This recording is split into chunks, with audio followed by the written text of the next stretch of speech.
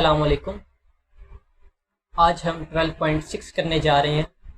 12.5 तक आप लोगों को मैं करवा चुका हूँ। अगर आप 12.5 इससे प्रीवियस एक्सरसाइज देखना चाहते हैं तो आई बटन पे क्लिक करें तो आप पिछली एक्सरसाइज पर चले जाएंगे। 12.6 देखते हैं। पहला सवाल, इसके अंदर क्या चीज़ें हैं। A cylindrical wooden piece is 19.4 centimetre long. Find the surface area of wooden piece of its diameter is 14 centimetre.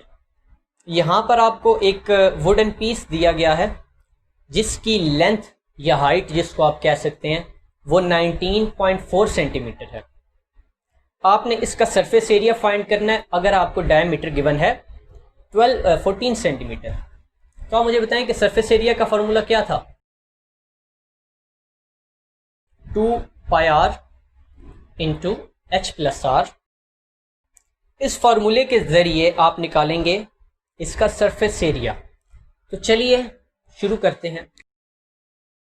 Data आपके पास आएगा जो कि लेंथ या हाइट आप इसको कह सकते हैं 19.4 सेंटीमीटर और डायामीटर आपके पास आ जाएगा 14 सेंटीमीटर। रेडियस आपको मालूम है कि डायमीटर को 2 से डिवाइड करें तो आपका रेडियस आ जाता है। तो तो रेडियस आपके पास 7 सेंटीमीटर आ जाएगा। और आपको पता है कि सरफेस एरिया का फॉर्मूला क्या होता है 2 pi r into h plus r. 2 pi की जगह 3.14, रेडियस की जगह 7 और हाइट की जगह 19.4 मल्टीप्लाई बाय 7। इन सब को जब आप मल्टीप्लाई कर लेंगे तो आपके पास सरफेस एरिया उस वुडन सिलेंड्रिकल शेप का जो आपके पास वुडन पीस था आ जाएगा सरफेस एरिया। तो ये ही सरफेस एरिया आपका इस सवाल का आंसर होगा।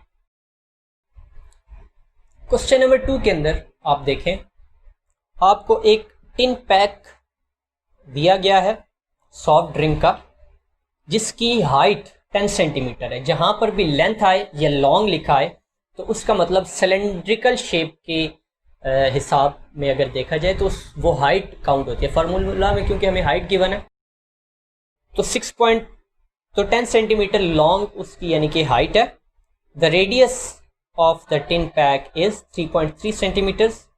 Surface area of the pack आपने फाइंड करना है। अगेन आपको इस बार रेडियस गिवन है, पहले डायमीटर था, हमने डायमीटर से रेडियस में गए डिवाइड बाय 2 किया। इस दफ़ा हमें रेडियस डायरेक्ट गिवन है। फार्मूला के अंदर आपको पता है कि रेडियस चाहिए 2 pi r into h plus r. तो इसी फार्मूले के ज़रिए आपने ये क्वेश्चन भी सॉल्व करना है। मुझे उम्मीद है कि इसमें आपको कोई कन्फ्यूजन नहीं आएगी। क्वेश्चन नंबर 3 देखें। A circular pillar of 22.5 radius is 6.3 metre long. एक सर्कुलर पिलर है। पिलर आप जानते हैं सतून घरों के अंदर, बड़े हॉल्स के अंदर होता है। उसका जो रेडियस है वो है 22.5 सेंटीमीटर्स और उसकी जो हाइट है वो है 6.3 मीटर्स लॉन्ग। यहाँ पर गौर करें, रेडियस सेंटीमीटर्स में गिवन है और हाइट आपको मीटर्स में गिवन है। अब आगे नहीं चल सकता मामला जब तक कि सारे जो वैल्यूज़ हैं वो एक यूनिट में ना हो। तो इसलिए या तो आप रेडियस को मीटर्स में करेंगे या फिर हाइट को आप सेंटीमीटर्स में करेंगे। तो हाइट को सेंटीमीटर्स में करें क्योंकि रेडियस जब मीटर में जाएगा तो बहुत 0 पॉइंट यानी पॉइंट्स में वैल्यू आ जाएगी। तो आप बेहतर ये है कि आप हाइट को सेंटीमीटर्स में कर लें। उसके बाद calculate the surface area of the pillar. है तो वही चीज़ है लेकिन थोड़ा सा आपको क्योंकि कन्फ्यूजन इसमें आ सकती है तो इसलिए मैं आपको गाइड कर देता हूं कि ये कैलकुलेशन तक कैसे होगा। ये 6.3 मीटर्स को आप मल्टीप्लाई करेंगे 100 से। अब 100 से क्यों किया? क्योंकि 1 मीटर के अंदर 100 सेंटीमीटर्स आते हैं। तो अगर आपके पास 6.3 मीटर्स है, इसको आपने सेंटीमीटर्स में करना है तो मल्टीप्लाई बाय आपने किया 100। तो आपके पास एक दफ़ा पॉइंट इधर गया और एक दफ़ा और आगे तो 630 सेंटीमीटर्स आ जाएगा। आप ये कैलकुलेट करके देख सकते हैं अगर आपको कोई कन्फ्यूजन हो। और आपके पास area 2 pi r into h plus r 3.14, r is 22.5. now 630 plus 22.5। अब आपने इनको प्लस करना है, इसके साथ मल्टीप्लाई, इसके साथ, फिर इसके साथ। जो आपके पास आंसर आएगा वही आपका आंसर होगा इस क्वेश्चन का, और वही सरफेस एरिया होगा क्वेश्चन नंबर 3 का। उम्मीद है आपको इसमें कोई कंफ्यूजन नहीं होगी। क्वेश्चन नंबर 4 देखें। A cylindrical chemical drum is 220.5 centimeters long and the radius of the drum is 42 centimeter। यानी कि आपके पास हाइट आ गई 220.5 सेंटीमीटर्स और रेडियस आ गया 42 centimetre. Calculate the cost of painting the drum at the rate of 0.15 centimetre cube.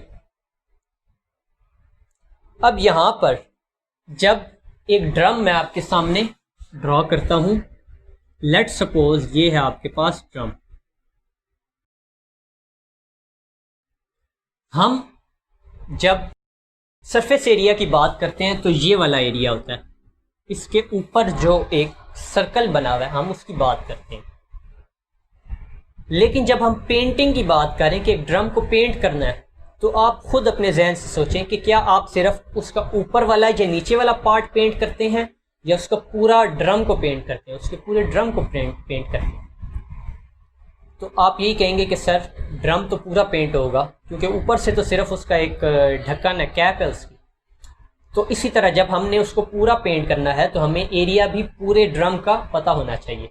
उस पूरे drum के area को हम मैथ्स में आपके चैप्टर के अंदर एक टर्म दी गई है जिसको कहते हैं कर्व्ड सरफेस, यानी कि ये सारा एरिया कर्व्ड सरफेस कहलाएगा। और इसका फार्मूला होता है 2 pi R H. Curved surface का क्या फार्मूला है? 2 pi R H. Question number 4 के अंदर आपको सरफेस एरिया नहीं चाहिए, आपको कर्व्ड सरफेस चाहिए, कर्व्ड सरफेस का एरिया चाहिए। तो वो फाइंड करने के लिए पहले आप वैल्यूज लिख लें। हाइट आपके पास आ गई 220.5 सेंटीमीटर, रेडियस आपके पास है 42 सेंटीमीटर। कर्व्ड सरफेस का आपने एरिया फाइंड करना है जो है 2 pi R H. 2 pi R H. इसको जब आप मल्टीप्लाई कर लेंगे तो आपके पास कर्व सरफेस आएगा। अब यहां पर आपका सवाल कंप्लीट नहीं है। कर्व सरफेस के बाद आपने पेंटिंग का खर्चा निकालना है कि एक ड्रम के ऊपर जो पेंट लगेगा उसका खर्चा क्या है। उन्होंने आपको हिंट के तौर पर एक 1 मीटर स्क्वायर का आपको उन्होंने दे दिया कि अगर 1 सेंटीमीटर, उन्होंने आपको 1 सेंटीमीटर स्क्वायर का रेट दे दिया है कि 0.15 रुपीज़ पर सेंटीमीटर स्क्वायर है। तो आप बताएं कि आपका जो सेंटीमीटर स्क्वायर निकला है उससे इसको मल्टीप्लाई करें ताकि आपके पास पूरे ड्रम का रेट आ जाएगा, पूरे ड्रम पर कितना पेंट लगेगा। उसके लिए आपने सरफेस एरिया, जब आपने कर्व्ड सरफेस एरिया, उसके लिए जब आप कर्व्ड सरफेस का एरिया निकाल लेंगे तो आपने उसको मल्टीप्लाई कर देना है, जो रेट है 0.15। जब आप उससे मल्टीप्लाई करेंगे तो आपके पास पूरे ड्रम का जो रेट है वो आ जाएगा। उम्मीद है आपको ये वाला क्वेश्चन भी समझ आ गया होगा। क्वेश्चन नंबर 5 देखें। रेडियस गिवन है एक स्विमिंग पूल का 17.5 metres. Depth of the pool is 3 metres. अब डेप्थ क्या होती है? डेप्थ गहराई। तो हम उसको इसके सूरत में क्या लेंगे, हम उसको मैथमेटिक्स में अगर देखा जाए तो उसको हम उसकी हाइट कहेंगे, जैसे सिलेंडर की हाइट होती है। Calculate the cost of tiles used on the wall of the pool at the rate of 120 पर मीटर स्क्वायर। कहते कैलकुलेट द, आपने कॉस्ट फाइंड करनी है टाइल्स की जो कि स्विमिंग पूल की वॉल्स पर खर्चा आएगा उसका। यहां पर अब आप सोचें कि आपको सरफेस एरिया चाहिए या कर्व सरफेस चाहिए। फॉर एग्जांपल ये आपके पास स्विमिंग पूल है, रेडियस। जब स्विमिंग पूल की दीवारों पर लगाया जाएगा टाइल्स को, तो आपको पूरे स्विमिंग पूल को फाइंड करना पड़ेगा, ना कि उसका सरफेस एरिया। देखें यहां पर दो चीजें, यहां सरकमफेरेंस या एरिया की बात नहीं है जो पहले एक्सरसाइज में थी। यहां पर आपने देखना है कि क्या आपको सरफेस का फाइंड करना है या उस पूरी जगह का फाइंड करना है। अगर तो सरफेस का यानी कि नीचे वाले उसके ग्राउंड का फाइंड करना है तो आप उसके लिए निकालेंगे सरफेस एरिया का फॉर्मूला, और अगर आपको पूरे स्विमिंग पूल का निकालना है तो आप निकालेंगे कर्व्ड सरफेस। तो कर्व्ड सरफेस का फॉर्मूला आपको मालूम है, होता है 2πRH। तो हम वैल्यूज लिख लेते हैं यहां पर 17.5 मीटर्स और हाइट है 3 मीटर्स। एरिया निकालने के लिए 2 मल्टीप्लाई बाय 3.14 पाई की वैल्यू आ गई, रेडियस 17.5।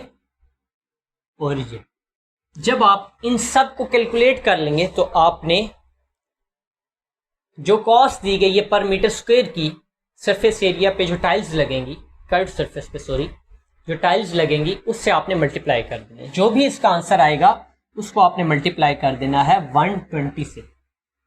तो आपके पास टोटल रुपीस आ जाएगी जो कि टाइल्स पर उसका खर्चा आएगा, जो अमाउंट लगेगी।